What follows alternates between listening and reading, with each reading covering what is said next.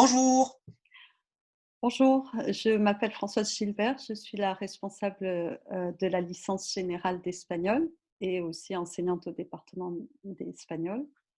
bonjour, moi je m'appelle Fabrice Corrons, je suis enseignant en espagnol et catalan au sein du département d'études hispaniques et hispano-américaines.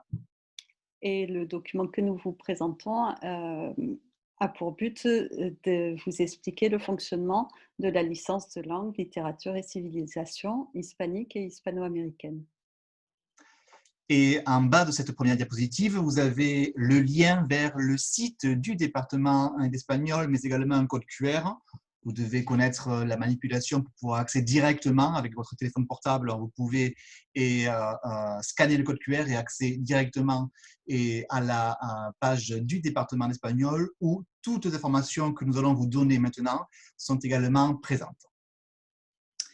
Pour simple information, nous avons fait une capture d'écran de cette page d'accueil du site du département d'études hispaniques hispano-américaines où vous trouvez sur votre gauche les différents éléments que nous allons évoquer et d'autres informations qui pourront vous être utiles pour bien vous intégrer à la vie du département d'études hispaniques hispano-américaines.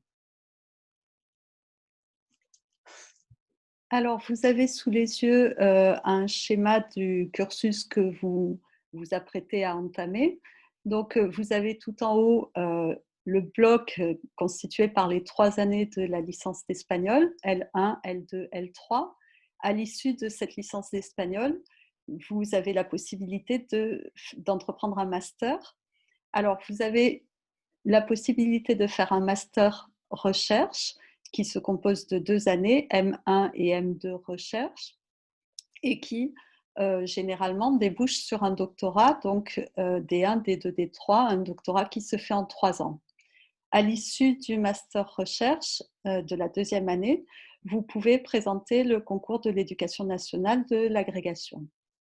Une autre possibilité de master dans le département, c'est le master MEF, métier de l'éducation, de l'enseignement et de la formation, qui se fait aussi en 2 ans, M1 et M2. Et à l'issue de la 2e année, vous avez le concours de l'éducation nationale du CAPES qui, si vous l'obtenez, vous permet d'être en poste à la rentrée suivante en collège ou en lycée.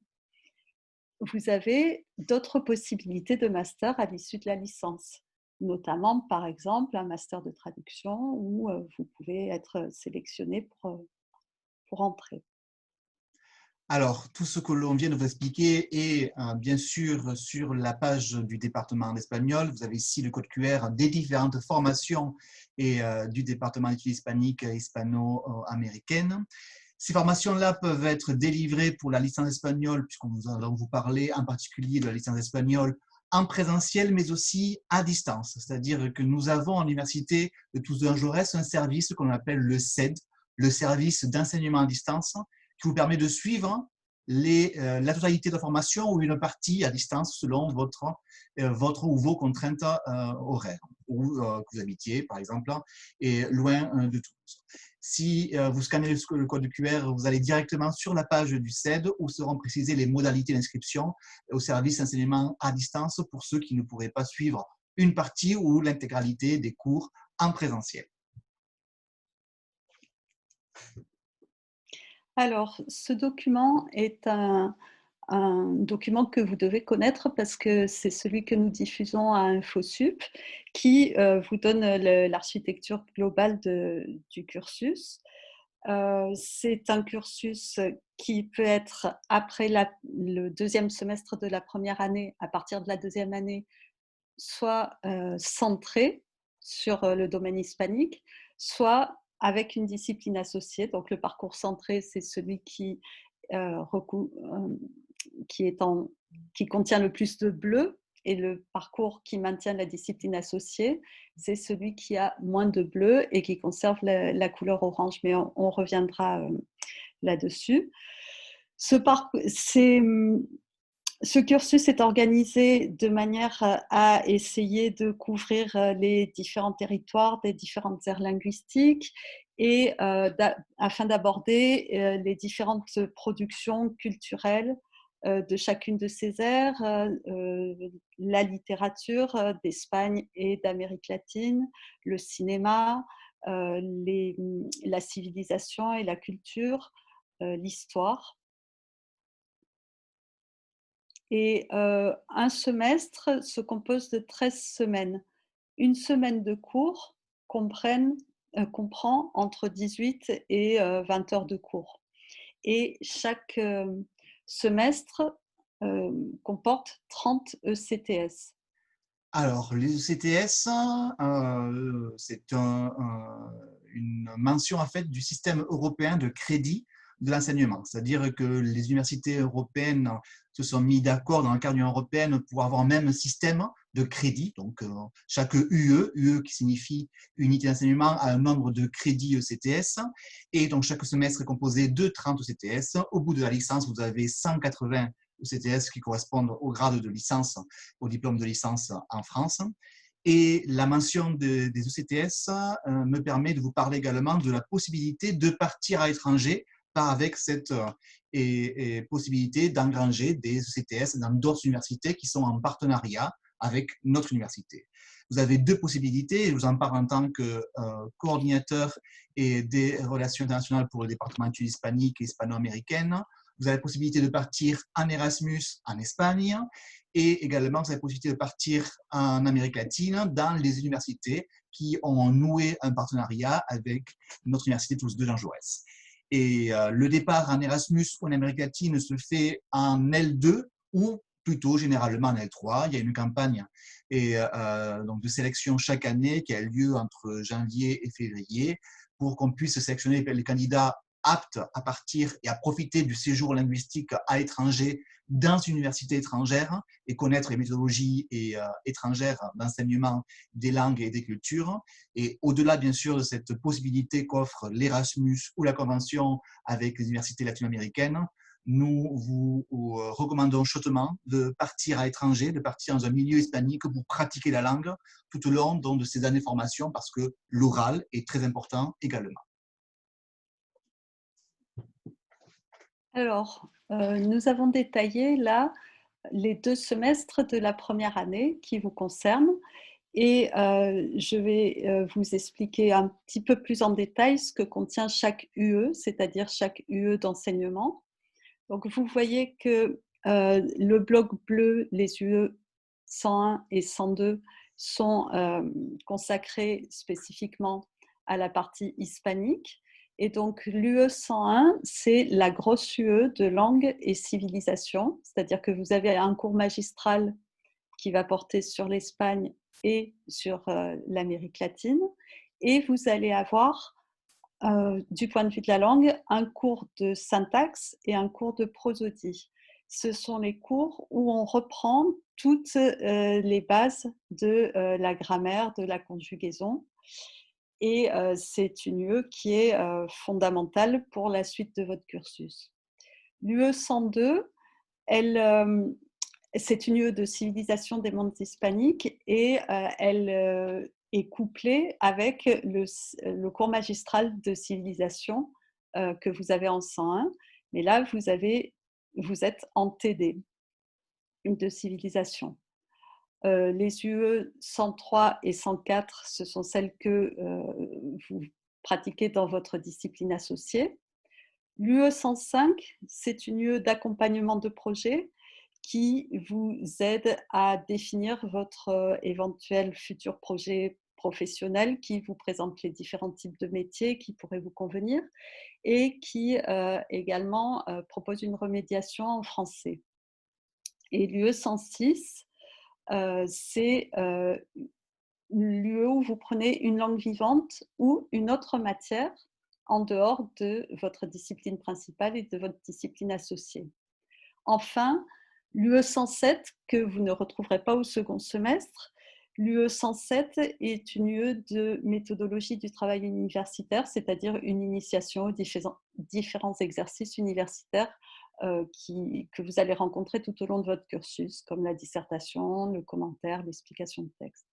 Au deuxième semestre, le pendant de chacune de ces UE du premier semestre, l'UE 201, qui est aussi l'UE de langue et littérature, Et cette fois, la langue se traduit par des exercices de traduction, que ce soit thème, c'est-à-dire traduction du français vers l'espagnol, ou version, traduction de l'espagnol vers le français.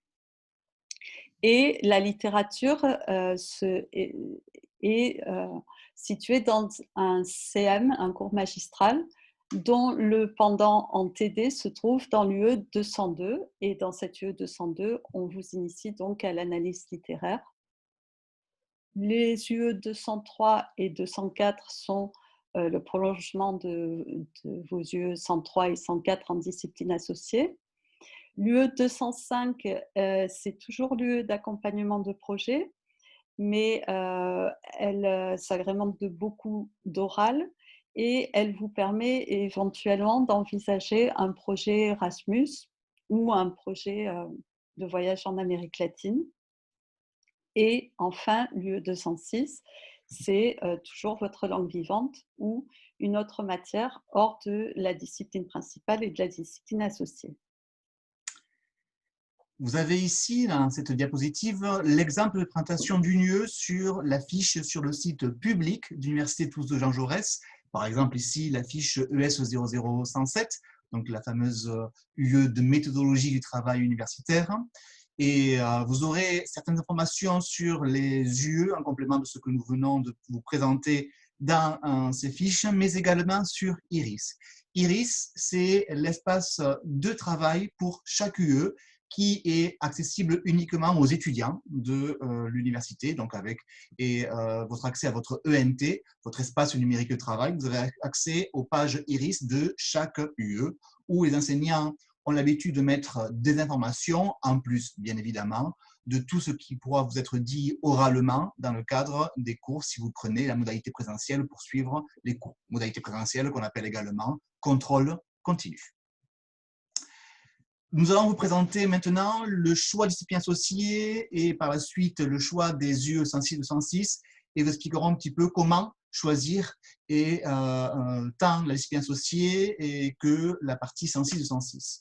Tout d'abord, nous tenons à vous rappeler que la partie du choix de discipline associée est obligatoire en L1 et correspond à 6 heures par semaine. Vous pouvez prendre soit une langue vivante, j'y reviendrai, soit une discipline hors langue vivante. Et les disciplines hors langue vivante, vous avez à votre droite théâtre, danse, cirque, histoire, lettres modernes, sciences du langage, ou pour vous préparer au métier de professeur des écoles dans le primaire. Une langue vivante, vous avez la possibilité d'être débutant, c'est-à-dire de commencer de zéro une langue, sauf en anglais et en LSF. Vous avez ici la liste des langues qui sont proposées en discipline associée, à raison de 6 heures par semaine, langue et culture, allemand, anglais, arabe, catalan, italien, langue des signes française, occitan, portugais ou russe. Nous avons mis simplement en italique catalan, qui est une offre particulière de notre département d'études hispaniques hispano-américaines. Pour ce qui est de l'UE 106 et le 106, qui correspond à 2 heures par semaine. Communément, on appelle cette UE-là option, mais c'est une UE qui est obligatoire avec une liste de choix possibles qui vous sont synthétisés ici. Nous n'allons pas faire en détail la reprise de chaque élément. Vous les trouverez tout simplement sur le site de l'université. Vous pouvez prendre une langue étrangère, hors discipline principale, discipline associée. Là également, tous les différents niveaux vous sont proposés. Vous les avez entre parenthèses. Par exemple, l'allemand, on peut le prendre en A1, en A2, en B1, en B2 ou en C1. Pour cela, il y a un test d'auto-positionnement qui est fait en début. Et nous avons mis également ici en italique les propositions spécifiques de notre département, le catalan. Si vous ne le prenez pas en discipline associée, vous pouvez le prendre à hauteur de 2 heures par semaine en A1 ou en A2, B1, B2, selon votre niveau. Également les langues amérindiennes, qui est une des spécificités de notre département dans le paysage universitaire français, le nahuatl de niveau et l'initiation au quechua. Vous pouvez également prendre une autre matière que vous avez ici et dont vous pouvez voir l'éventail des possibilités pour gérer votre projet d'étudiant. Alors, comment faire ce choix de la discipline associée et de là ou des matières que vous allez prendre en UE 106 et 206? Le choix de la discipline associée et de la matière ou des matières dépend en fait du projet d'études de chaque étudiant. Si l'étudiant souhaite en priorité renforcer en L1 d'espagnol sa connaissance du monde hispanique et hispano-américain, le choix du catalan en discipline associée et d'une langue amérindienne, nahuatl ou quechua en option, en 106-206, peut être un choix judicieux parce que cette combinaison vous centre sur l'ère hispanique. C'est d'ailleurs une combinaison unique en France. Choisir une autre langue romane que l'espagnol, l'italien, l'occitan, le portugais en discipline associée ou en 106-206 peut aussi être intéressant si l'étudiant souhaite développer ses compétences sur cette aire linguistique. En résumé, toutes les combinaisons sont pertinentes du moment qu'elles sont réfléchies. Alors, pour une présentation du catalan en discipline associée ou en 106-206, vous trouvez une vidéo avec ce code QR. Et pour une présentation des langues amérindiennes, vous pouvez consulter une page associée à ce code QR. Simple remarque complémentaire. Pour rappel, en fait, en catalan et en langue amérindienne, vous pouvez débuter, ou si vous avez déjà un niveau pour le catalan, vous serez mis à un niveau confirmé. On a le cas étudiant parfois catalanophone, mais vous pouvez débuter ces langues sans aucun problème. Nous sommes là du coup sur la présentation donc de nouveau de cette fiche où vous voyez les deux cursus possibles. Donc là c'est la L1, L2, L3. Au bout de la première année, vous avez le choix entre les deux cursus, un cursus centré sur la discipline principale où vous avez entre 16 et 18 heures de cours sur la discipline principale, l'espagnol, plus toujours la case d'option que vous voyez là, une autre matière que l'espagnol. Et en seconde année, vous avez obligatoirement un travail sur la préparation d'un certificat informatique, le C2I. Et si vous choisissez de maintenir la discipline associée parce qu'elle vous plaît, parce que ça vous semble intéressant par rapport à votre projet, vous la maintenez à hauteur de 4 heures par semaine. Donc, vous faites 14 heures plus ou moins, entre 14 et 16 heures d'espagnol, 4 heures de discipline associée et toujours les cases d'options, les UE6, comme on les appelle, c'est-à-dire 106, 106 en première année, 306, 406, 506, 606, et également dans ce cas-là, la préparation du certificat en informatique C et 2I. Oups. Voilà. Et nous tenons à vous présenter également les autres licences du département d'études hispaniques hispano-américaines et également proposées dans notre département, donc la licence LCR Espagnol Jeune Talent. Je vais laisser François Gilbert la présenter. Alors oui, c'est une licence espagnole Jeune Talent qui entend former des spécialistes de la langue et de la culture espagnole et hispano-américaine qui seraient désireux de se tourner vers un domaine de recherche plus particulièrement. Elle s'adresse à des étudiants issus du baccalauréat Bachibac ou section internationale et à des étudiants issus de filières traditionnelles qui possèdent un très solide niveau en langue. Si vous avez la moindre question, excusez-moi, oui, si vous avez la moindre question sur la licence Espagnol Jeune Talent, vous avez à la dernière diapositive le contact de la responsable, Cécile et Marie Trojani. Voilà. Voilà. Et l'autre licence pour laquelle vous avez le code QR comme pour la licence Espagnol Jeune Talent, la licence LCR catalan dont je suis le responsable, donc je vais vous la présenter, proposée en présentiel et au CED.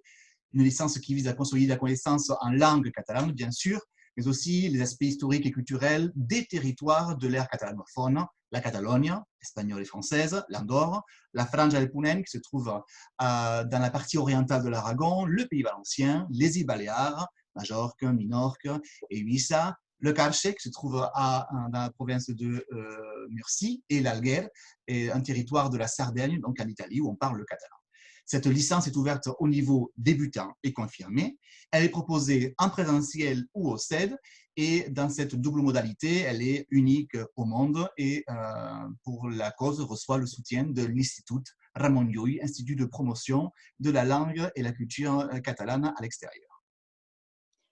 Et une petite chose à spécifier, c'est qu'il existe des passerelles entre la licence générale et la licence Jeune Talent ou la licence catalan.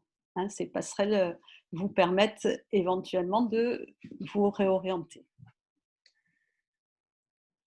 Parmi les activités en plus des formations que nous vous proposons, il y a des activités culturelles qui sont proposées au sein du 2HHA. et qui vous permettent de mettre en pratique la langue, mais également de mieux connaître vos camarades de promotion ou d'autres promotions. Il y a notamment l'atelier théâtre en espagnol Baracronicas, qui a plus de 30 ans d'existence. Chaque année, une pièce est montée en espagnol avec sous-titrage en français, ici une image d'un des spectacles d'il y a quelques années. Également, est très important parce que très actif dans la vie universitaire et la vie étudiante, le foyer étudiant en espagnol dit La Peña. C'est un lieu convivial au cœur des bureaux et salles de cours du département d'études hispaniques et hispano-américaines où vous pourrez connaître d'autres personnes, d'autres camarades de promotion. Également, des activités qui sont menées par la section de catalan, des sorties culturelles à Toulouse dans le cadre de manifestations catalanes, également des activités théâtrales et des voyages organisés par les étudiants à Majorque, Barcelone ou Pays Valencien dans le cadre donc, de ces activités culturelles. Dernière possibilité parmi tant d'autres, le Printemps des poètes, où chaque année, étudiants du département, en espagnol, en catalan ou dans d'autres langues que ces deux langues-là, notamment les langues amérindiennes, proposent des lectures de poèmes pour le Printemps des poètes, qui a lieu chaque année au mois de mars.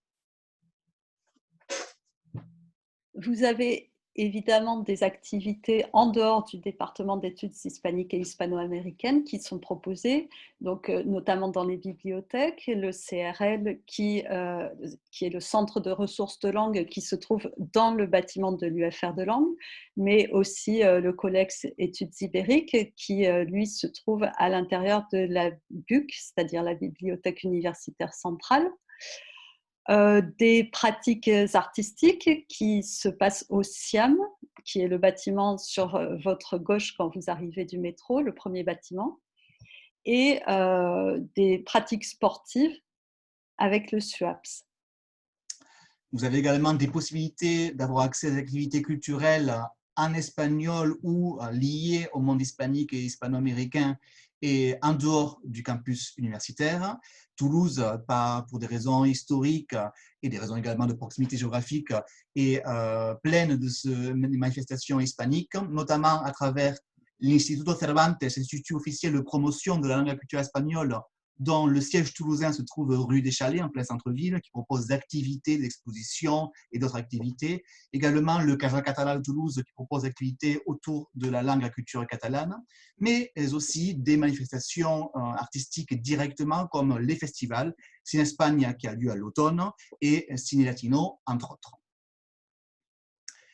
Nous vous souhaitons donc la bienvenue à l'Université Toulouse de Jaurès. Espérons que ces quelques informations que nous venons de vous donner vous aideront pour votre inscription pédagogique. Si vous avez une question à ce propos-là, écrivez au contact selon le type de question. Pour la licence espagnole générale qui vient d'être présentée à Françoise Gilbert, et pour la licence espagnole Jeune Talent à Cécile Trojani, pour tout ce qui a trait au catalan à moi-même, Fabrice Corons, pour les langues amérindiennes à José Contel.